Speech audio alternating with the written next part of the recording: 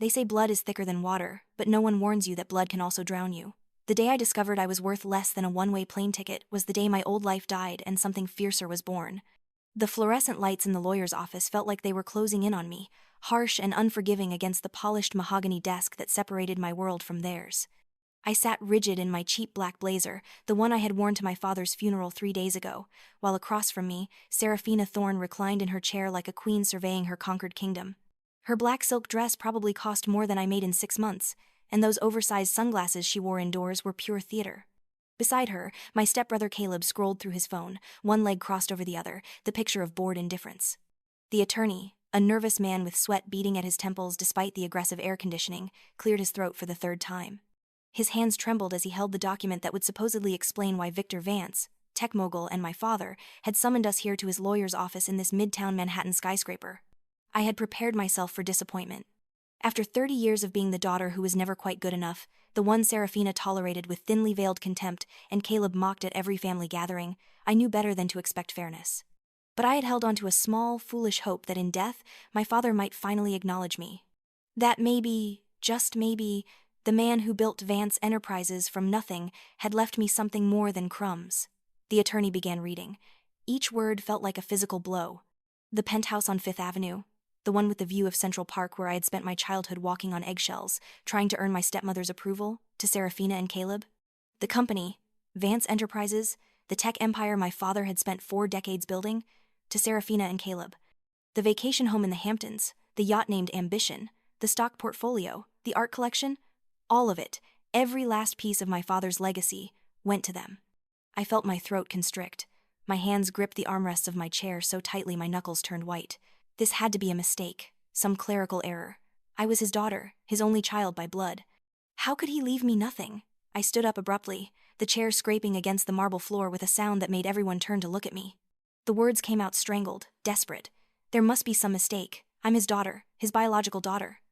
Serafina slowly removed her sunglasses, and the smile that spread across her perfectly made-up face was colder than any New York winter. Daughter?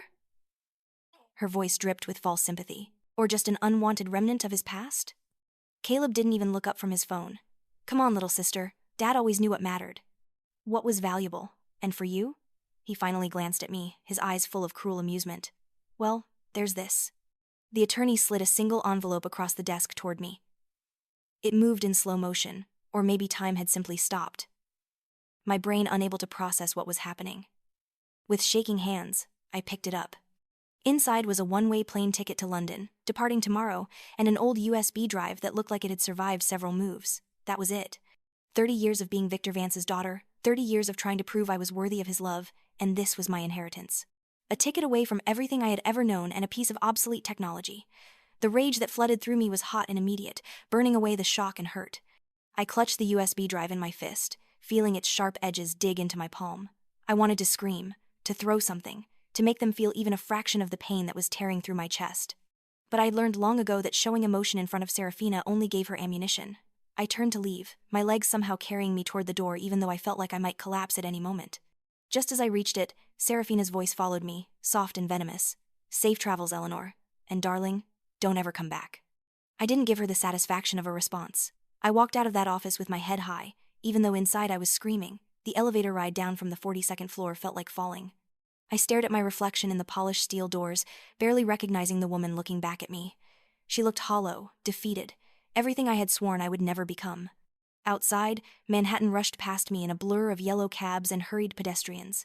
The city I had called home my entire life suddenly felt foreign, hostile. I wandered aimlessly for hours, the envelope burning in my purse, until I found myself standing outside the Vance building, the glass and steel monument to my father's success. Victor Vance's name was emblazoned across the entrance in letters 3 feet tall. Soon, that would all belong to Serafina and Caleb. My phone buzzed. A text from Caleb. Locks change tomorrow at noon. Be out by then. Not even 24 hours. They were giving me less than a day to clear out of the only home I had ever known. I took a cab back to the Fifth Avenue penthouse, that massive space that had always felt more like a museum than a home. The doorman, Carlos, who had known me since I was 7, wouldn't meet my eyes as he held the door open for me. Word traveled fast in our circles. By tomorrow, everyone would know that Victor Vance had essentially disowned his only biological child. The penthouse was dark when I entered, but I could hear laughter coming from the dining room.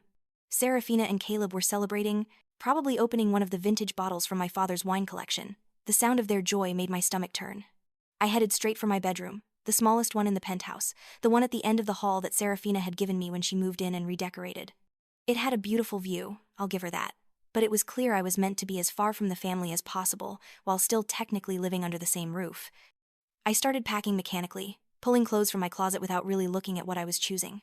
What did it matter? I had no idea where I would go after London, or what I would do.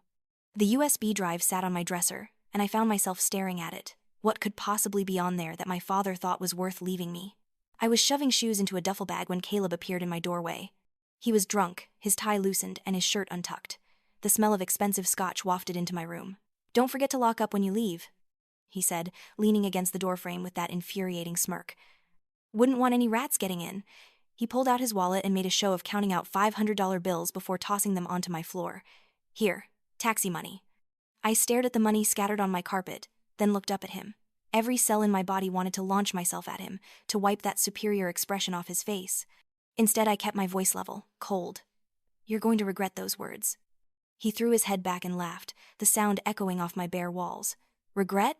I'm living my dream, Eleanor. Everything I ever wanted is finally mine. And you? You're flying off into nothing, into nowhere." He pushed off the doorframe. "Enjoy London.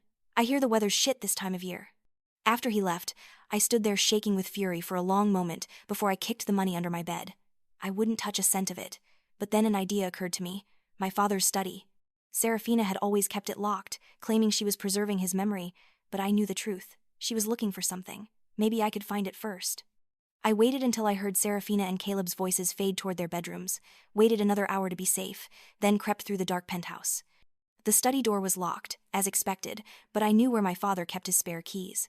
In the kitchen, tucked in a drawer that held old instruction manuals and forgotten warranties, I found what I needed. The study still smelled like him, leather and cedar and that expensive cologne he special ordered from Paris. I closed the door behind me and turned on the small desk lamp, not wanting to alert anyone to my presence. The room was exactly as he had left it. Books lined the walls, framed photos of company milestones covered every surface, and his massive desk dominated the space. I started searching, not sure what I was looking for, but knowing I would recognize it when I found it. The drawers held nothing unusual. Financial documents, old contracts, letters from business associates. I was about to give up when I noticed a book on the shelf that seemed out of place. It was a worn leather journal, stuck between two law texts, its spine cracked from use. I pulled it out, and my breath caught. The pages were covered in my father's handwriting, dated entries spanning years.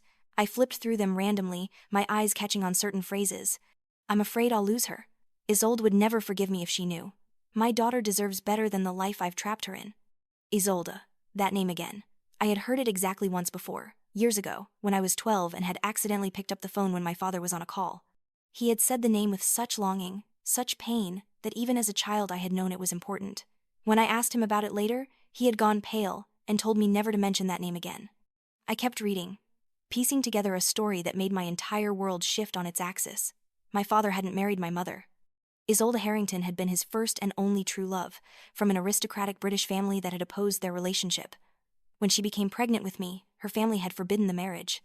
According to these entries, my father had done something unforgivable. He had taken me and disappeared, letting Isolde believe he would come back, that they would work it out.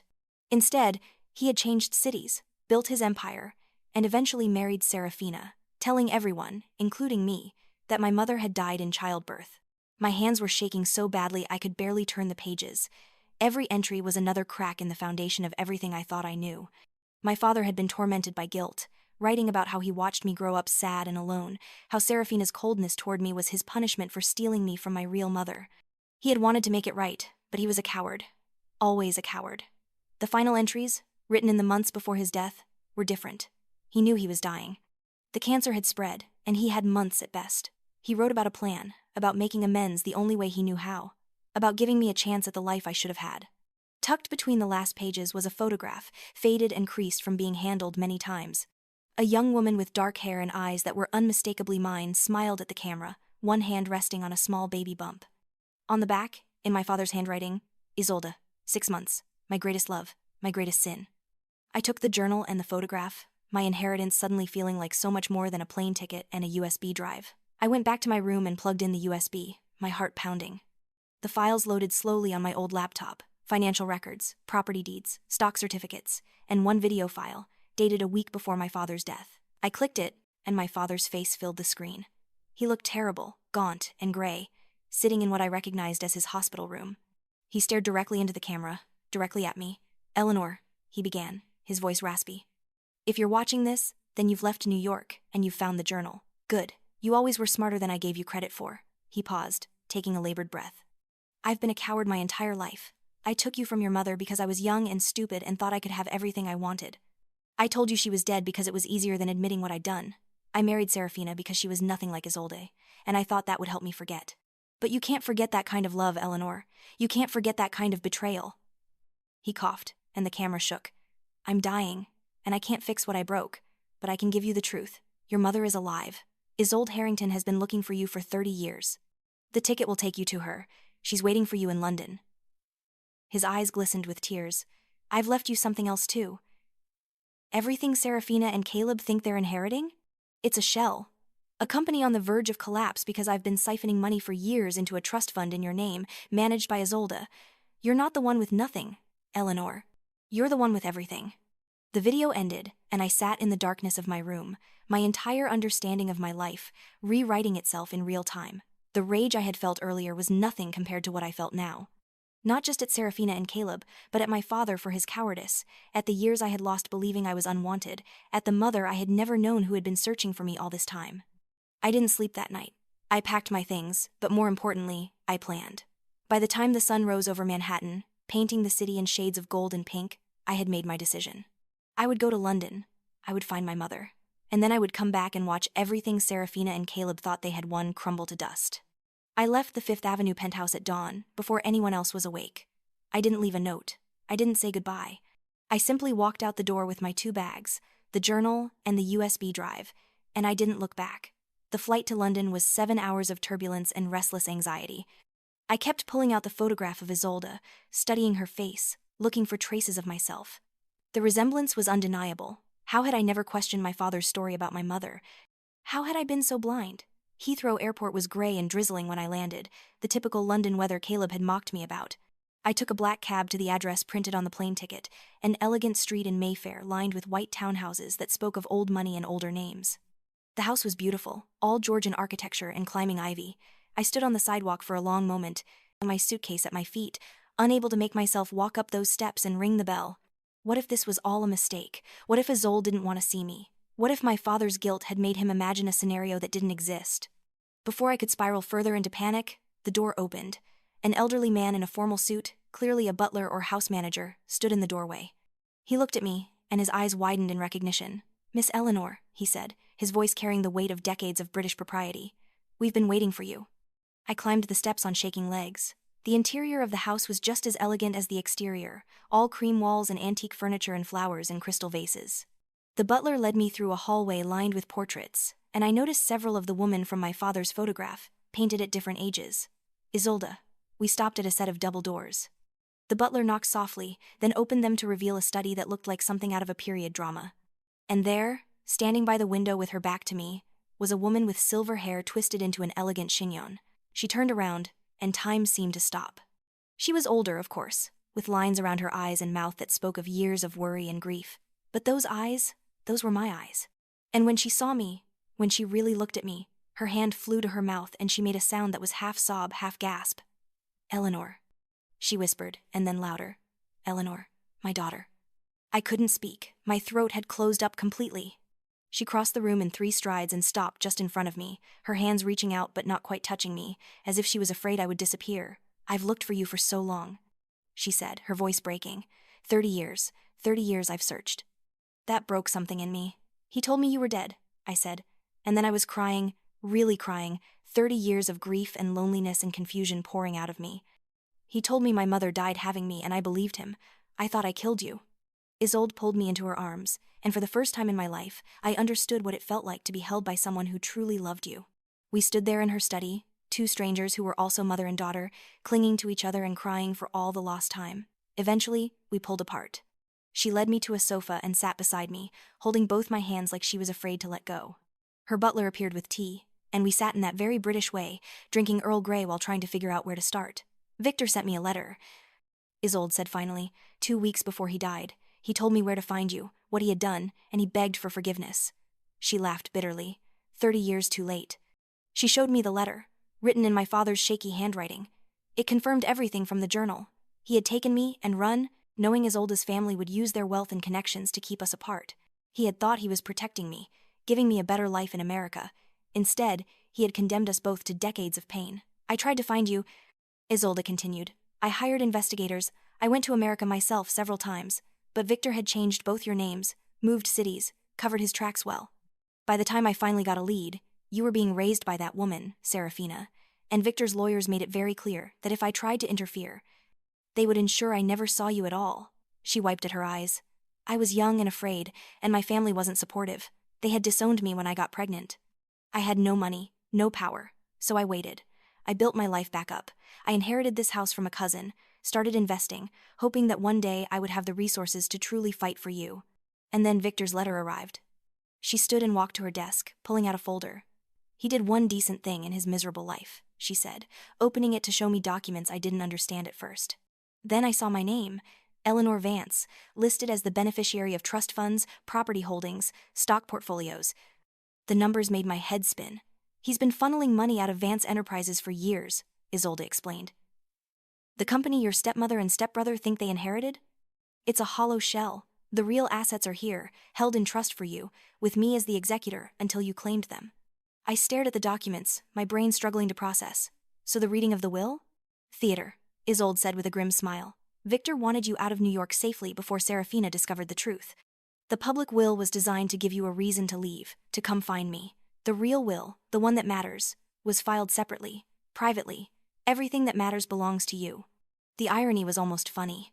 While Serafina and Caleb had been celebrating their inheritance, they had actually received nothing but debt and a dying company. My father's final revenge on the family that had made my life miserable, and his final gift to me. But my initial relief quickly turned to anger. He used his death to manipulate all of us. He could have told me the truth years ago. He could have brought us together. He was a coward, Isolde said simply. He loved you in his way, but he was always a coward. She sat back down beside me. But now you're here. You're finally here, and we have a choice. We can let his mistakes define us, or we can take what he's left and build something better. We talked for hours that day, filling in the gaps of our lost years. She told me about her family, the Harringtons, old British aristocracy with roots going back centuries. She told me how she had rebuilt her life after I was taken, how she had never married because she could never quite give up hope of finding her daughter. She showed me photo albums, empty baby books she had kept, birthday cards she had written but never sent because she didn't know where I was. In return, I told her everything. The loneliness of growing up in the Vance household, Serafina's calculated cruelty, Caleb's constant mockery, the way I had tried so hard to be worthy of love that was never going to come. The years I had spent trying to be invisible, to not make waves, hoping that if I just stayed small enough, they might let me stay. By the time evening fell, we had cried together, laughed together, and begun the slow process of becoming what we should have been all along: family. That night, sleeping in a bedroom Isolde told me had been prepared years ago in hopes I would one day use it, I felt something I hadn't felt in 3 decades. Safe, wanted, home. The next morning, over breakfast in Isolde's sunny kitchen, we talked about what came next. She showed me more documents, explaining the extent of the holdings. Vance Enterprises was indeed crumbling. My father had been siphoning money for years, and without him, Serafina and Caleb had no idea how to run a tech company. They were making catastrophic decisions, burning through what little cash reserves were left, alienating clients and employees. Within months, maybe weeks, the company would collapse completely. We could let it happen, Isolde said, watching my face carefully. We could sit here in London and let them destroy themselves. I thought about it. The fantasy of watching from afar as everything crumbled around them was tempting. But it wasn't enough. I wanted them to know. I wanted them to understand what they had lost, what they had thrown away when they discarded me like garbage. No, I said slowly, a plan forming. I want to go back. I want them to see me when it all falls apart. Isolde smiled, and I saw where I got my steel from. I was hoping you'd say that. We spent the next 2 weeks preparing. Isolde connected me with her legal team, British solicitors with impeccable credentials and a taste for complex international cases. They combed through everything my father had left, confirming that yes, I was the actual heir to the Vance fortune. The documents were ironclad, witnessed, notarized, impossible to contest. We also investigated what Serafina and Caleb had been doing with their supposed inheritance. The news was worse than we had expected. Caleb, drunk on power, had made a series of terrible acquisitions, buying struggling startups at inflated prices because he liked the founders. Serafina had fired half the executive team, replacing them with her socialite friends who knew nothing about technology. They had taken out massive loans against company assets, throwing lavish parties and buying toys like they were living in a rap video. Vance Enterprises, the company my father had spent 40 years building, was hemorrhaging money and credibility. Clients were leaving. The stock price, what was left of it since it wasn't publicly traded, was worthless. Within a month, maybe 2, the company would be insolvent. Perfect, I said when the lawyers laid out the timeline. Let's wait until they can't hide it anymore. Let them think they've gotten away with it. Then we move. Isolde arranged for us to fly back to New York at just the right moment. The day before Vance Enterprises was set to officially declare bankruptcy. My legal team had already been in contact with Serafina's lawyers, setting up a meeting under the guise of discussing the estate settlement. She probably thought I was going to beg for scraps. The flight back across the Atlantic felt different than the one going. I wasn't running away anymore. I was coming home to claim what was mine. We landed at JFK in the early morning and checked into a hotel, not the showy plaza or Carlisle that Serafina would have chosen, but a boutique place in Soho that was elegant without being ostentatious. I needed to look successful but not threatening. Not yet. That afternoon, I got a call from Caleb's number. I let it go to voicemail, then listened to his message with grim satisfaction. His voice was slurred, panicked. Eleanor? Eleanor, I know we didn't part on good terms, but I need to talk to you. Mom needs to talk to you. It's about the company. There's been some kind of mistake with the finances. Call me back, please. I deleted the message without responding. Let them sweat. The next call came an hour later, this time from Serafina herself. I answered this one, putting it on speaker so Isolde could hear. Eleanor. Serafina's voice was strained, a far cry from the triumphant tone in the lawyer's office 6 weeks ago. Darling, we need to speak. There's been a terrible misunderstanding. Has there? I kept my voice neutral, bored even. The company, Victor's finances, they're not what we thought. The lawyers are saying impossible things about debts and hidden accounts. I'm sure you don't understand business matters, but we need to sort this out as a family. A family, I repeated slowly. Like when you gave me a plane ticket and told me never to come back. Silence on the other end. Then, Eleanor, you have to understand. I was emotional. Your father's death was hard on all of us. But we're family, and family needs to stick together during difficult times. I'll think about it, I said and hung up. Isolde was smiling. You're good at this. I learned from watching you, I said, surprising both of us with the truth of it. In just 2 weeks, she had taught me more about self-worth and boundaries than 30 years with my father had. The meeting was scheduled for the next day at a law office in Midtown, different from the one where the will had been read. Neutral ground, the lawyers called it. I wore a power suit that Isolde had helped me pick out, navy blue and sharply tailored, with heels that made me 3 inches taller. My hair was pulled back, my makeup minimal but precise. I looked like I belonged in a boardroom, not like the scared girl in the cheap blazer who had sat across from Serafina 6 weeks ago. Isolde came with me, elegant in a cream pantsuit, her silver hair perfect. We arrived exactly on time, neither early nor late, and were shown into a conference room with floor-to-ceiling windows overlooking the city. The view was spectacular, all of Manhattan spread out below us like a game board. Serafina and Caleb were already there, and the change in them was shocking. Serafina's designer outfit couldn't hide the fact that she looked like she hadn't slept in days. Her makeup was heavy, trying to cover the dark circles and new lines around her mouth. Caleb was worse, his suit rumpled, his eyes bloodshot. He looked like he'd been drunk for weeks. They both stood when we entered, but their eyes went straight to Isolde, confused. Who is this? Serafina demanded, her old imperious tone creeping back despite her obvious distress. This is Isolde Harrington, I said calmly, taking a seat at the head of the table. Isolde sat beside me, and I noticed how she mirrored my posture, my confidence, my mother. The silence in that room was absolute. Caleb actually laughed, then stopped when he saw neither Isolde nor I were smiling. Your mother is dead, Serafina said flatly. No, I replied, she's very much alive. And she's been managing my trust fund for the past 30 years, the one my father established when he realized what a disaster you were going to be. I nodded to my lawyer, who opened his briefcase and began laying out documents on the table. These are the real financial statements for Vance Enterprises. As you can see, the company has been systematically depleted over the past 5 years. Every major asset, every valuable patent, every piece of real property that mattered has been transferred into a trust fund with Eleanor Vance as the sole beneficiary. Serafina snatched up one of the documents, her eyes scanning wildly. No, this isn't possible. Victor wouldn't have. But he did, Isolde said, her British accent cutting through Serafina's hysteria like a knife. You see, Mrs. Thorne, Victor might have been many things, a liar, a coward, a thief, but he wasn't stupid. He knew exactly what would happen to his company if you and your son controlled it. So he made sure you never truly would. My lawyer continued, merciless. The company you've been running, the one you've been taking loans against and making decisions for, is worthless. A shell corporation with approximately $3 million in debt and no assets to cover it.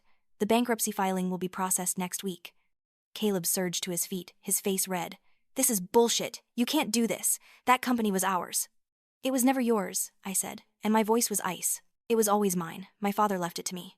The public will was theater, designed to get me away from you safely. The real will, the legally binding one, gave everything to me.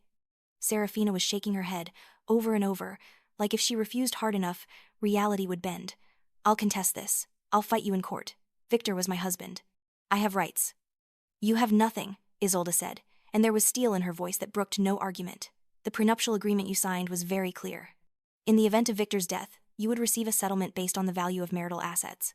Since all true assets were held in trust and established before your marriage, you're entitled to exactly nothing. I pulled out my phone and opened the video my father had made, the one from his hospital bed. I turned the screen toward Serafina. He even recorded his intentions. Would you like to watch it? He explains everything.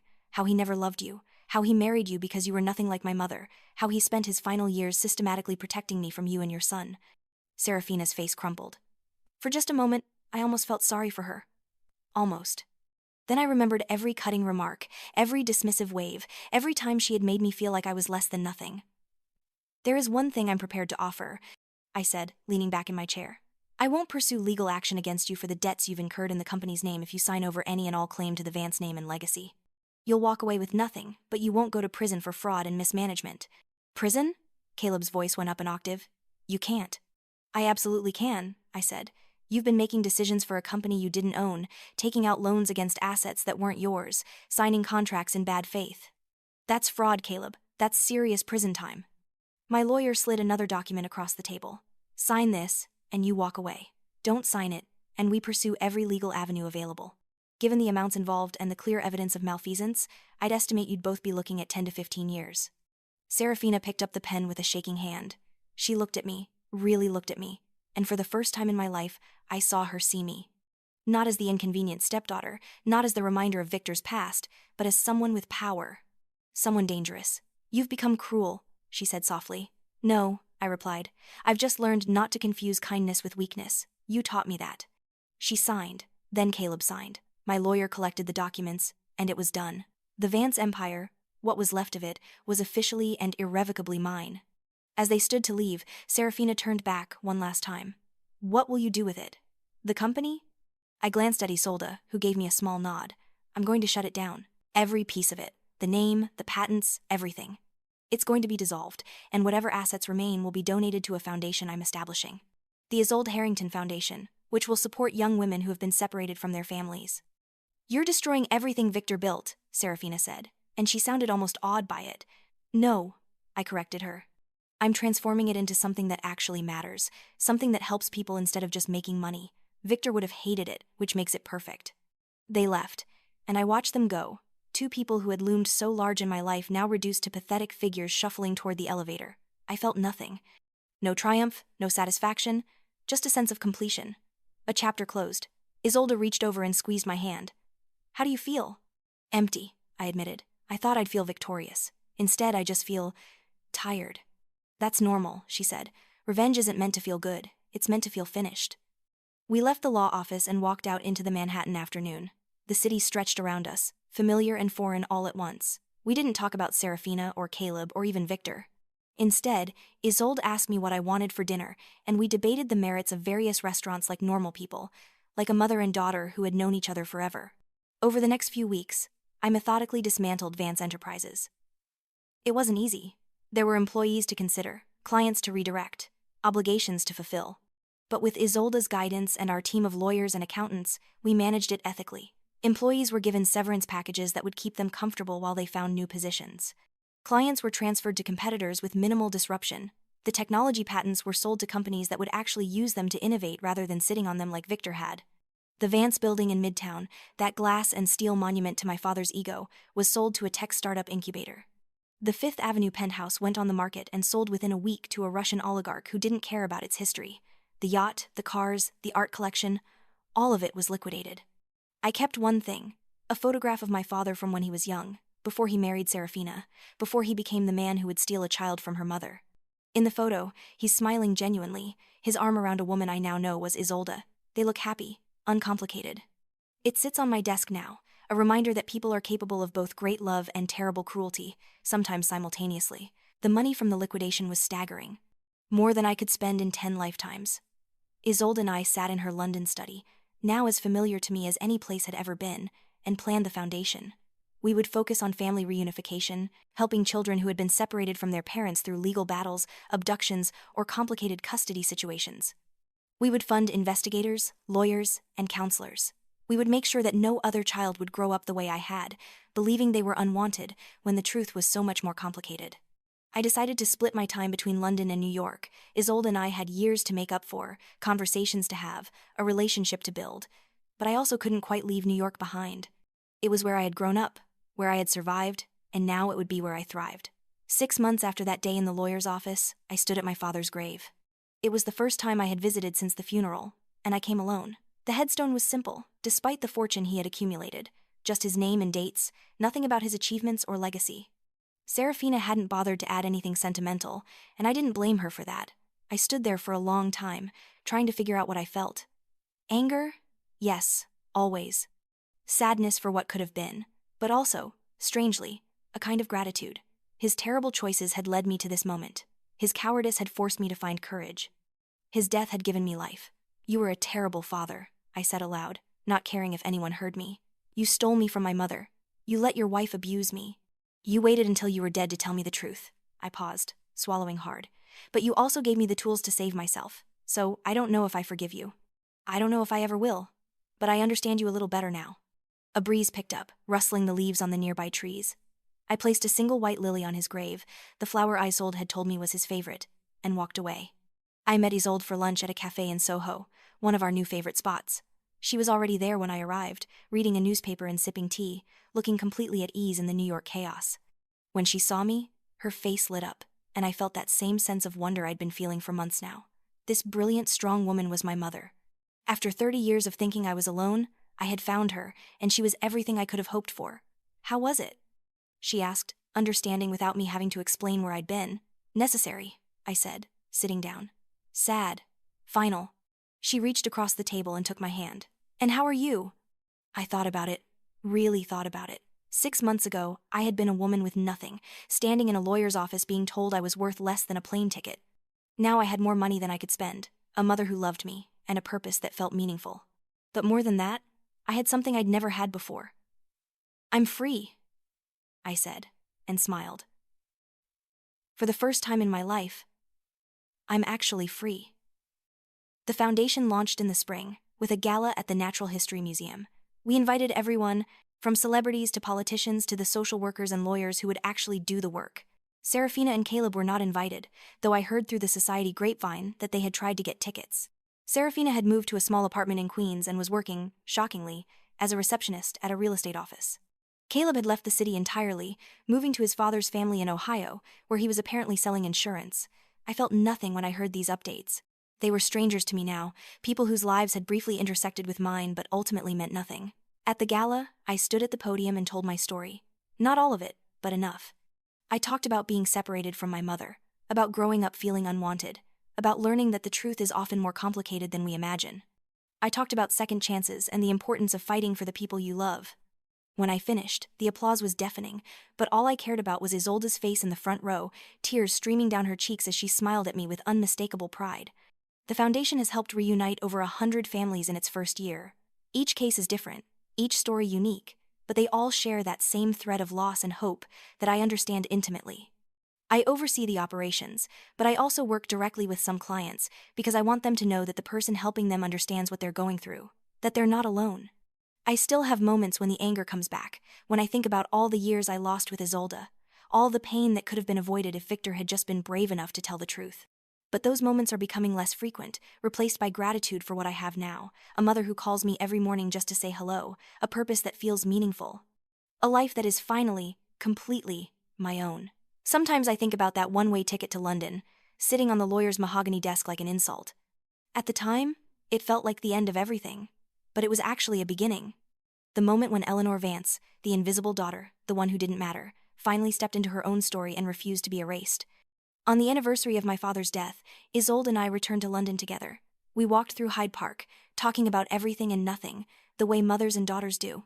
We talked about her childhood in the Harrington estate, about my messy years trying to please people who would never be pleased, about our plans for the Foundation's expansion into Europe. As the sun set, painting the London sky in shades of pink and gold, Isolde turned to me with a mischievous smile. You know what Victor would have hated most about all of this? What? I asked, already smiling because I could see where she was going. That you're happy, that you found me, that you took everything he built and transformed it into something that actually helps people instead of just making money. She linked her arm through mine. He would have absolutely hated how this turned out. Good, I said, and meant it. He deserved to be wrong about me. We walked home through the London streets as the city lights began to flicker on, two women who had been stolen from each other and had fought their way back. My father had given me a one-way ticket, thinking it would make me disappear. Instead, it had led me home. The last time I saw Serafina was purely by accident, about 2 years after everything fell apart. I was in Midtown for a meeting about expanding the foundation, and I stopped into a coffee shop. She was there, in line ahead of me, wearing what was clearly an off-brand version of the designer labels she used to favor. Her hair was different, shorter and graying. She looked older, diminished somehow. She saw me at the same moment I saw her. For a second, we just stared at each other. Then, surprisingly, she gave me a small nod. Not friendly, but not hostile either. Acknowledgement. I nodded back and watched her leave with her coffee, disappearing into the crowd. I found I didn't hate her anymore. She had been a cruel woman who had done cruel things, but ultimately, she had been a side character in my story, not the author of it. That power, the power to write my own narrative, was mine now. It always had been. I had just needed to learn how to claim it. So this is what I've learned. If I had to distill it all down to something simple, you teach people how to treat you. For 30 years, I taught the people around me that I would accept crumbs, that I would be grateful for scraps of affection, that I would tolerate being treated as less than. The moment I decided to stop teaching that lesson, everything changed. The one-way ticket wasn't the end. It was the beginning. The beginning of learning what I was worth, of finding family that actually deserved me, of building a life that mattered. My father thought he was discarding me. Instead, he set me free. And that freedom, hard-won and fierce, is worth more than any inheritance could ever be. I am Eleanor Vance, daughter of Isolde Harrington, survivor of the Vance family disaster, and builder of my own future. And I am finally, beautifully, exactly where I'm supposed to be.